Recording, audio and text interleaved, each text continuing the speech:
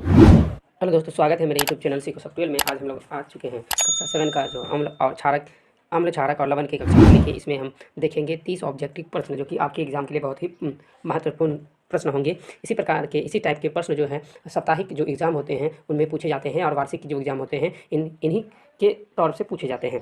आप अगर हमारे यूट्यूब चैनल पर नए हैं तो हमारे यूट्यूब चैनल को सब्सक्राइब कर लीजिएगा और बेल आइकन को दबा लीजिएगा, ताकि जब भी मैं वीडियो अपलोड करूँ तो सबसे पहले जानकारी आपको प्राप्त हो और आप वीडियो जाके देख सकें। और अपने दोस्तों पर वीडियो शेयर कर दीजिएगा ताकि वे भी हम लोगों से जुड़ सके। तो चलिए आज का प्रश्न देखते हैं। आज का प्रश्न है कि सिरका में लाल और नीले लिटमस पत्र को बारी बारी से डुबाते हैं तो बताइए क्या होगा। यानी सिरका में लाल और नीले लिटमस पत्र को अगर बारी बारी डुबाया जाएगा तो क्या होगा उसका। लाल लिटमस नीला हो जाएगा, नीला लिटमस लाल हो जाएगा, लाल और नीले लिटमस का कोई प्रभाव नहीं होगा, लाल नीला और नीला लाल हो तो ऑप्शन नंबर जो मेरा है नीला लिटमस जो है लाल हो जाएगा। जो नीला लिटमस है ऑप्शन नंबर बी, नीला लिटमस जो है लाल हो जाएगा। ऑप्शन नंबर बी मेरा आंसर सही है, इसको आप नोट भी कर लीजिए। अगला प्रश्न है कि कपड़े में लगे हल्दी के दाग को जब साबुन से धोते हैं तो उसका रंग हो जाता है बैगनी, हरा, लाल या पीला।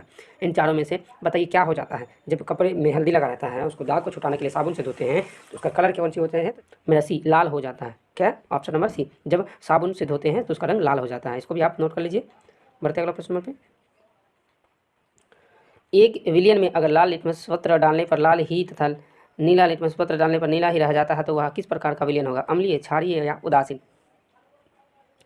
तो आंसर नंबर जो है वी, यानी सी मेरा है। वी जो है क्षारीय, यानी क्षारीय में जो है किसी भी लिटमस का जो पत्र परिवर्तन नहीं होगा, जैसे का तैसा रह जाए, जहाँ क्षारीय रहे, इतना याद रखिएगा।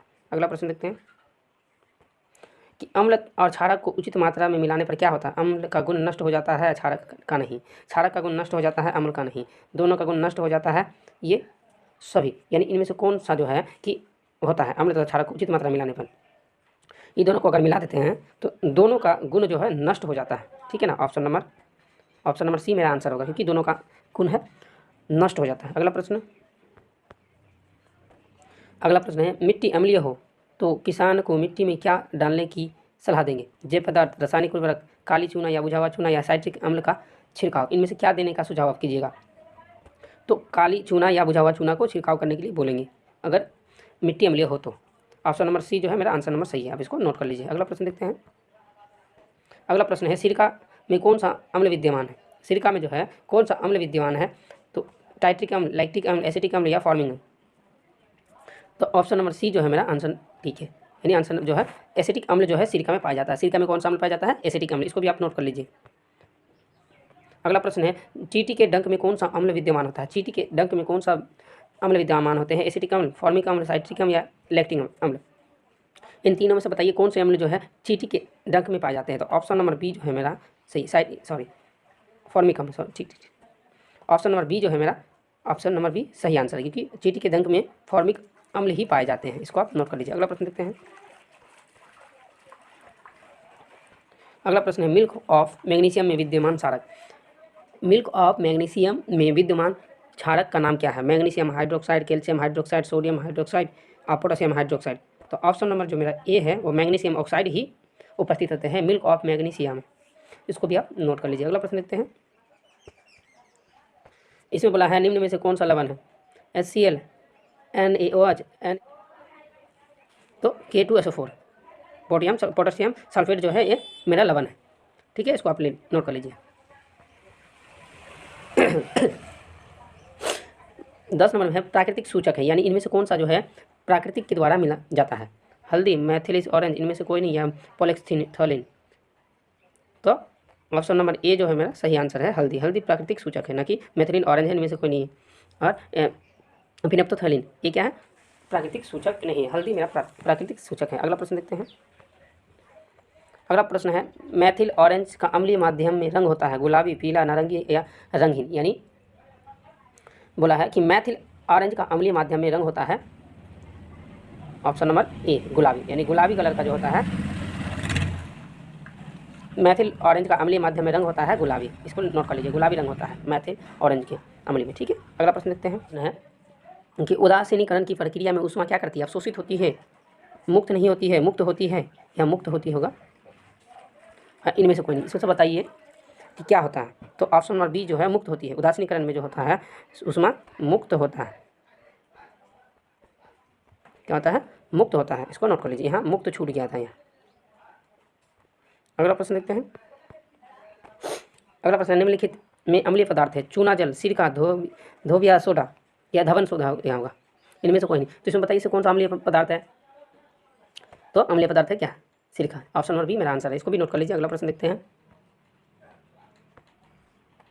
14 का नंबर है, निम्नलिखित में प्राकृतिक सूचक हैं हल्दी का रस, चाइना गुलाब, लिटमस, इनमें से सभी, इनमें से कौन सा जो है कि प्राकृतिक सूचक है? तो ऑप्शन नंबर डी जो है मेरा सही है। ऑप्शन नंबर डी सही है, इनमें से सभी। अगला प्रश्न है, अगला प्रश्न है कि निम्नलिखित खनिज अम्ल है सल्फ्यूरिक अम्ल, फॉर्मिक अम्ल, साइट्रिक अम्ल, इनमें से कोई नहीं। तो फॉर्मिक अम्ल तो जानते हैं चींटी के डंक मिलते हैं, ठीक है ना। तो इनमें से हम क्या बोल सकते हैं कि सल्फ्यूरिक जो अम्ल है वो खनिज अम्ल है, ये चींटी के डंक मिलते हैं। साइट्रिक ये सिरका में पाया जाता है। अगला प्रश्न देखते हैं। अगला प्रश्न है 16 नंबर के रिक्त स्थानों की पूर्ति करें। इस स्थान पे क्या होगा उसको लिखना है। अम्लों का स्वाद हमेशा क्या होता है? अम्ल का स्वाद खट्टा होता है, ठीक है, इसको आप नोट करते जाइए। अम्ल का स्वाद क्या होता है? खट्टा। क्षारकों का जो आपका स्वाद होता है ये क्या होता है? कड़वा होता है। क्षारक जो होता है इसका स्वाद क्या होता है? कड़वा होता है। इसको आप नोट कर लीजिए। अगला देखते हैं। अगला है कि अम्ल नीला अम्ल जो है नीला लिटमस को क्या कर देता है? लाल कर देता है। अभी हम लोग पढ़े जस्ट कि अम्ल जो है नीला लिटमस को लाल कर देता है, उसी प्रकार से क्षार लाल लिटमस को क्या कर देता है? नीला कर देता है। नीला को लाल करता है, लाल को नीला कर देता है, इतना याद रखिएगा, ठीक है। उसके बाद है कि अम्ल और क्षारक अभिक्रिया करके लवण, अम्ल और क्षारक जब अभिक्रिया करेगा तो लवण और जल बनाते हैं। क्या बनाते हैं? लवण और जल बनाते हैं। अगला प्रश्न देखते हैं। अगला प्रश्न है इमली में विद्यमान अम्ल का नाम बताइए। इमली में जो है कौन सा अम्ल पाए जाते हैं? टार्टरिक, टार्टरिक अम्ल पाए जाते हैं, ठीक है ना। टार्टरिक, टार्टरिक अम्ल पाए जाते हैं।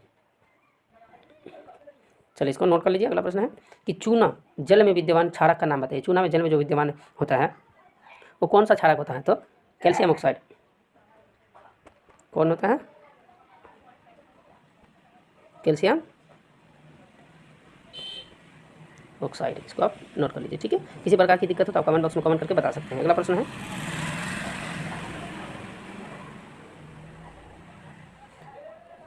अगला प्रश्न है कि साबुन में विद्यमान क्षारक का नाम क्या है? साबुन जो होता है उसमें कौन सा क्षारक मिलता है? इसमें मिलता है सोडियम। इसको हम करते हैं, सोडियम को Na लिखते हैं, sodium KOH, K2OH, sodium potassium oxide. क्या मिलता है? सोडियम पोटेशियम ऑक्साइड, जो साबुन के विद्यमान क्षारक का नाम है, इसी में मिलते हैं सोडियम पोटेशियम ऑक्साइड। अगला प्रश्न है कि अम्ल तथा सूचक, जब अम्ल और सूचक को अगर हम मिला देते हैं तो क्या होता है? सूचक का रंग जो होता है परिवर्तन हो जाता है। क्या होता है? सूचक के रंग परिवर्तन हो जाता है, परिवर्तन हो जाता है, ठीक है ना। अम्ल और सूचक को अगर हम मिलाएंगे तो सूचक का रंग परिवर्तन हो जाएगा।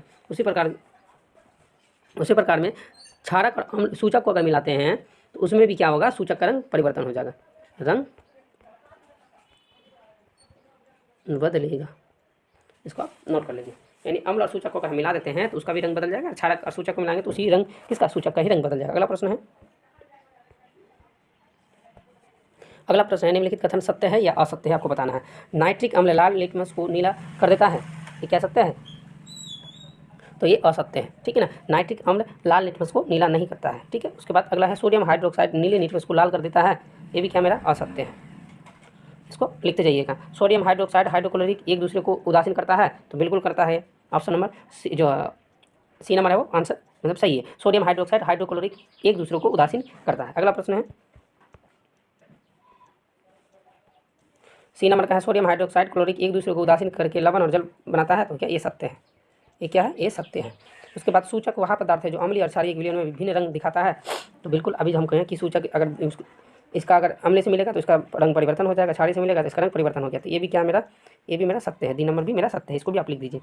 दंत क्षय क्षार की उपस्थिति के कारण होता है, जो हम लोग का दंत जो होता है और क्षय लवण की कमी में होता है, क्षार की कमी क्यों होती है? नहीं, कैल्शियम की कमी से होती है, तो ये मेरा असत्य है, इसको आप लिख दीजिए, ठीक है। चलिए अगला प्रश्न देखते हैं। इसमें सिर्फ ऑप्शन आंसर दिया हुआ है, ऑप्शन वाला जो है उसको हम छोड़ दिए हैं कि बहुत ही दिक्कत होता है, तो मैं सीधा आंसर इनका पढ़ते जाऊँगा, ठीक है ना। चलिए, लिटमस विलियन किस पौधे से प्राप्त किया जाता है? लिटमस विलियन किस पौधे से प्राप्त किया जाता है? तो लाइकेन पौधा से। किस पौधे से? लाइकेन पौधे से प्राप्त किया जाता है, इसको आप नोट कर लीजिए। अगला प्रश्न है कि 3 सूचकों के नाम बताइए। एक हल्दी है, लिटमस है, गुड़हल की पंखुड़ियाँ। 3 सूचकों के नाम बताइए, हल्दी, लिटमस, गुड़हल की पंखुड़ियाँ। ये मेरा आंसर। उसी प्रकार से सिरका में कौन सा अम्ल पाया जाता है? तो एसिटिक अम्ल। सिरका में कौन सा अम्ल पाया जाता है? एसिटिक अम्ल। आप इसको नोट करते जाइएगा। अगला प्रश्न है, चींटी के डंक में कौन सा अम्ल पाया जाता है? तो फॉर्मिक। चींटी के डंक में कौन सा अम्ल पाया जाता है? तो फॉर्मिक अम्ल पाया जाता है। चींटी के डंक में कौन सा अम्ल पाया जाता है? तो फॉर्मिक अम्ल पाया जाता है। संतरा नींबू में कौन सा अम्ल पाया जाता है? तो साइट्रिक अम्ल पाया जाता है। संतरा नींबू में कौन सा अम्ल पाया जाता है? तो साइट्रिक अम्ल पाया जाता है। अगला प्रश्न देखते हैं। अगला प्रश्न है, पालक में कौन सा अम्ल पाया जाता है? पालक में कौन सा अम्ल पाया जाता है? ऑक्सैलिक अम्ल पाया जाता है। पालक में कौन सा अम्ल पाया जाता है? ऑक्सैलिक अम्ल पाया जाता है। उसी प्रकार में दही में कौन सा अम्ल पाया जाता है? जो दही खाते हैं हम लोग, उसमें कौन सा अम्ल पाया जाता है? लैक्टिक अम्ल। लैक्टिक अम्ल के ही कारण ही जो है दही जमता है, नहीं तो नहीं जमेगा। अगला प्रश्न है,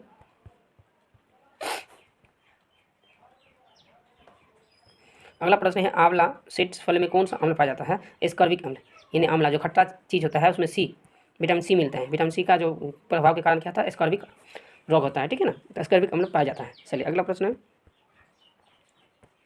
अगला प्रश्न है कि इमली, अंगूर, कच्चे आम में कौन सा अम्ल पाया जाता है? टार्टरिक अम्ल पाए जाते हैं। इमली, अंगूर, कच्चे आम में कौन सा अम्ल पाया जाता है? टार्टरिक अम्ल पाए जाते हैं। इसको भी नोट कर लीजिए। अगला प्रश्न है, चूने के पानी में कौन सा क्षारक पाया जाता है? अभी हम पढ़ें कैल्शियम हाइड्रोक्साइड CaOH2। तो कैल्शियम हाइड्रोक्साइड पाए जाते हैं चूने के पानी में। कौन सा क्षारक जो होते हैं? Calcium hydroxide. उसी प्रकार से साबुन में कौन सा क्षारक पाया जाता है? सोडियम हाइड्रोक्साइड NaOH और पोटेशियम हाइड्रोक्साइड KOH। ये मेरा साबुन में क्षारक पाया जाता है, सोडियम ऑक्साइड और पोटेशियम ऑक्साइड। और आज का अंतिम प्रश्न है कि मिल्क ऑफ मैग्नीशिया में कौन सा क्षारक पाया जाता है? तो magnesium hydroxide. Milk of magnesia में कौन सा क्षारक पाया जाता है? तो magnesium hydroxide. Milk of magnesia में कौन सा क्षारक पाया जाता है? तो मैग्नीशियम हाइड्रोक्साइड। तो आप लोगों को वीडियो कैसा लगा? आप लोगों को अगर वीडियो अच्छा लगा तो हमारे यूट्यूब चैनल को सब्सक्राइब कर लीजिएगा, ताकि जब भी मैं वीडियो अपलोड करूँ तो सबसे पहले जानकारी आपको प्राप्त हो। और अपने दोस्तों पर भी वीडियो शेयर कर दीजिएगा, ताकि वे भी हम लोगों से जुड़ सके और बहुत ही आसान तरीके से जो है चीज़ों को सीख सकें। इसी प्रकार के जो है प्रश्न आप लोग के एग्जाम में पूछे जाते हैं, तो क्या आप इसको नोट करते जाइएगा, एक बार नहीं, 2 बार नहीं, जितना हो सके उतना बार इसको देख लीजिएगा। तो मिलते हैं अगले वीडियो में, तब तक के लिए धन्यवाद।